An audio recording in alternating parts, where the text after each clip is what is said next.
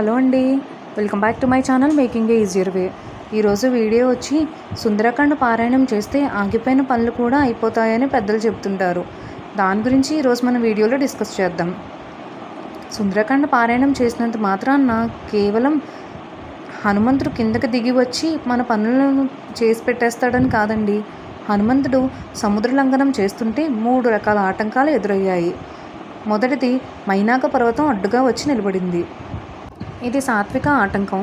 తర్వాత సురస అనే రాక్షసి ఆకాశ మార్గానికి అడ్డుగా వచ్చి తన నోట్లో ప్రవేశించకుండా ఏ ప్రాణి ముందుకు వెళ్ళలేదని పంతం పట్టింది. ఇది రాజస ఆటంకం. ఆ తర్వాత సింహిక అనే ఛాయాగ్రాహిని మాటామంతి లేకుండా కిందకి లాగేయటం మొదలుపెట్టింది. ఇది తామస ఆటంకం. కార్యసాధకుడైన హనుమంతుడు ఈ 3 ఆటంకాలను 3 రకాలుగా ఎదుర్కొన్నాడు. మొదటిది, మైనాకుడు మర్యాదలు చేయటం కోసం అడ్డుపడ్డాడు కాబట్టి అతనితో మర్యాదగానే మాట్లాడి తిరిగి వచ్చేటప్పుడు ఆగుతానని చెప్పి దాటి వెళ్ళిపోయాడు. సురస ఆంజనేయుణ్ణి మింగేద్దామని నోరు తెరిచింది. స్వామి దాంతో పోటీపడి దానికి రెట్టింపు స్థాయిలో శరీరం పెంచాడు. కొంతసేపు అయ్యాక సమయం వృధా అవుతోందని గమనించి అది సూక్ష్మ రూపంలో నోట్లోకి ప్రవేశించి బయటపడ్డాడు. రాజస ఆటంకాల నుండి బయటపడే ఉపాయం ఇది. మూడవది, సింహిక ఆంజనేయుని నీడ పట్టుకుని బలవంతంగా కిందకు లాగేస్తుంటే ఇది తమోగుణ ప్రవృత్తిని గ్రహించి తన బలమంతా ఉపయోగించి దాన్ని పైకి లాగి ఒక గుర్తుతో పైలోకానికి పంపేశాడు. అంటే తమోగుణానికి దండనతో బదులు చెప్పాడన్నమాట.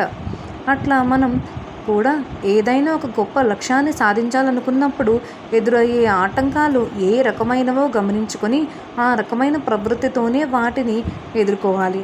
కొన్నింటికి మర్యాదగానే పక్కకు తొలగించాలి. మరికొన్ని విషయాల్లో కొంతసేపు పోటీ పడిన సూక్ష్మమైన ఉపాయాలను ఆలోచించి ఆ పోటీ నుండి బయటపడి మనం చేసుకోవాలి.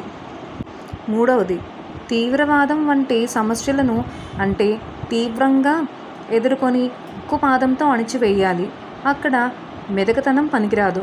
ఒక వ్యక్తి జీవితానికైనా మొత్తం వ్యవస్థలో మార్పులకైనా ఈ త్రిగుణాత్మిక వ్యూహం బ్రహ్మాండంగా పనిచేస్తుంది.